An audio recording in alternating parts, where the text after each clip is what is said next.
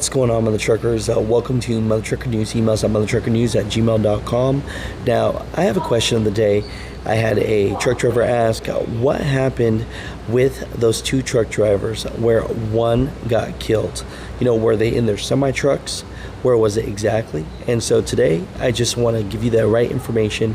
It was actually two truck drivers that were off duty. There was a road rage at 2 a.m., and it was in Davenport, Florida. And the thing about it is they were both off duty. So the PSA today is, man, don't let road rage take over you. It's super sad that this happened. There's one truck driver that's dead, and there's another truck driver that's going to be in jail for a very long time. Mud truckers, take care of yourself, but here's the information that you're looking for. Thank you for being with me today. Anytime that you have a shooting along an interstate, it immediately brings out questions about, is this an individual event, or are we dealing with someone who may have or are about to shoot other people? Well, the good news is this was an individual event. Let me underscore that. And I started out by introducing to you our victim, Kevin Berry. He's 58 years old. He's a truck driver. He was well thought of, and he was also a trainer. He was known to come to work early. He was due to be at work about 3:30 or 4, and at 2:16 we received a 911 call that said a 2017 white Dodge Ram 4x4 was in the turning lanes from the off-ramp of Interstate 4 to U.S. Highway 27, and there's a guy laying beside it dead, and he's got a hole in his head. I'm sorry, he was not dead at the time, but he had a hole in his head. So obviously we respond immediately, and sure enough, this guy is in grave condition. He was not yet deceased at that moment in time.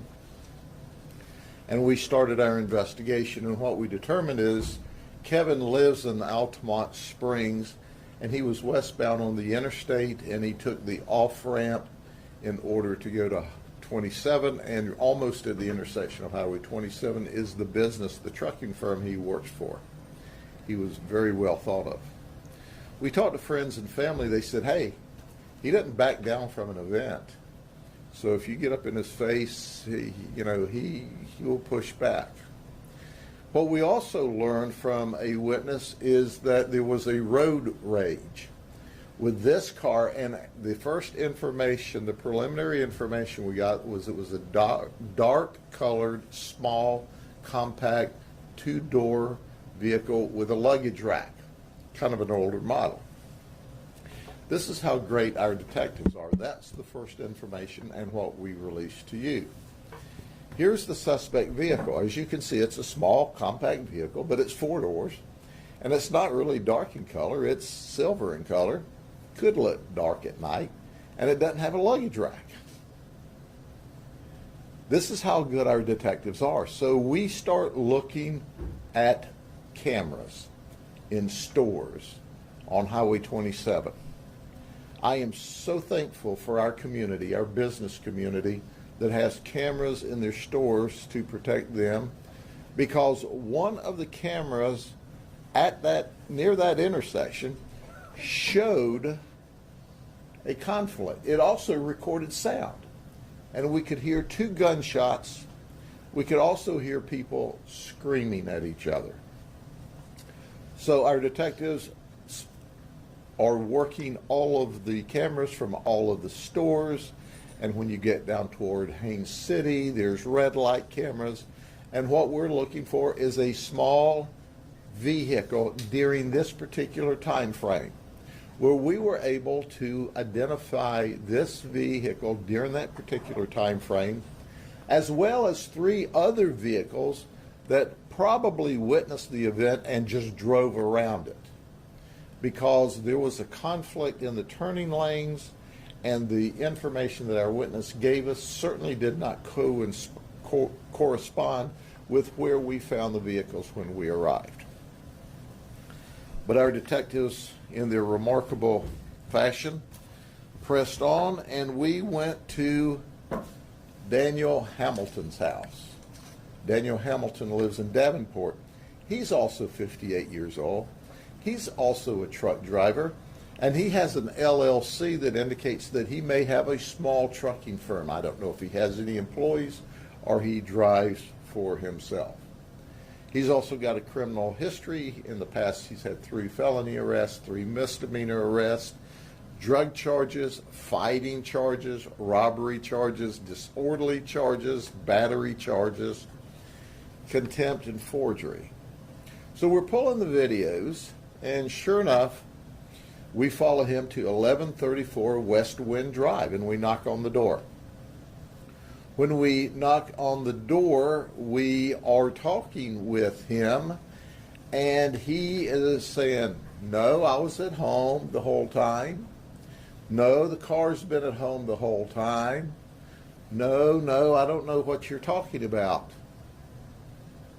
Well, there's one thing you should know, that anytime a detective asks you a question, he's already got the answer, or she's already got the answer. In this case, Angel Shireman's our lead detective. So she knows, and after he says, no, I don't know what you're talking about, she shows him his vehicle as it is at that intersection at the exact time that the man is shot.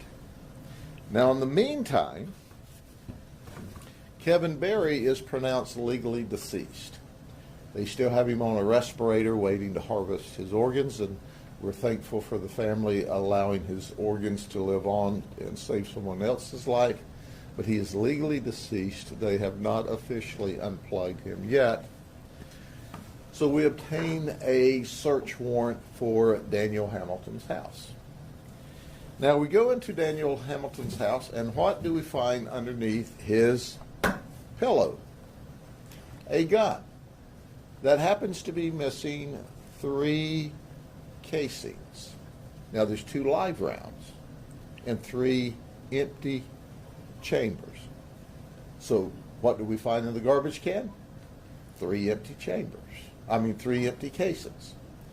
We absolutely anticipate that this gun is going to match the ballistics on the bullet once we're able to retrieve it from our victim's head. The bullet's still in his brain at this time. It's a horrible event. Now, folks, I want to underscore, this is the ugly end to road rage. The ugly end to road rage. This man is dead. This man is locked up in jail for second-degree murder at this moment in time because of road rage.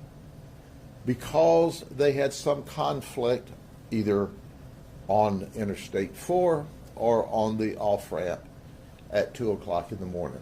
Listen, there's plenty of road for everybody at 2 o'clock in the morning on Interstate 4. Plenty of road. And now we have a horrible set of circumstances where this man at 58, a truck driver, and this man at 58, a truck driver, their lives are, his is ended and his is now an absolute disaster. So when you're involved in road rage, and you see this is how it can end up. So we tell everyone, take a deep breath, back away, don't let the guy who's aggressive